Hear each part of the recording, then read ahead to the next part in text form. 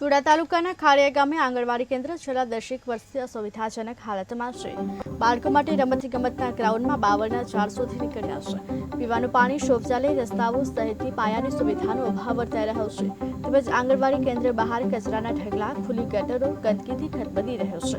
આંગણવાડીમાં પોતાના બાળકોને વાલીઓએ સાથે મૂકવા આવવું પડે છે। ખાડિયા ગામે આંગણવાડીના ગ્રાઉન્ડમાં બાવળીના છોડ ઘર કરી ગયા છે। રસ્તાઓ પર કાદવ કીચડ, ખુલ્લી ગટરો, ગંદકીના ઢગ ખડકાયા છે। ઉકરડાઓના ઢગલા અને બાવળીઓના સામ્રાજ્ય વચ્ચે બાળકો પોતાના જીવના જોખમે બેસતા હોય ત્યારે બાળકોના ભવિષ્યનું શું તેવા સવાલો ઉદ્ભવી રહ્યા છે। 10 વર્ષથી ખૂબ થાય છે।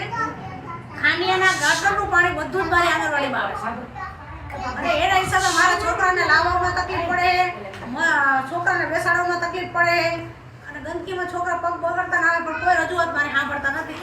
મારા ઓફિસવાળાને જાણ કરી પણ કોઈ કઈ ઉકેલ નથી થયો। તલાટીને કીધું પણ નથી થયું।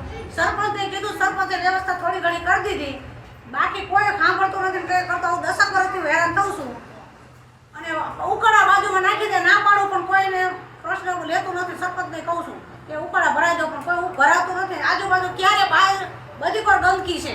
આરોગ્યવાળાને કીધું, આરોગ્યવાળા બેવા પૂરતું ધ્યાન આપે, આરોગ્યવાળા ધ્યાન આપતા નથી। મારે 10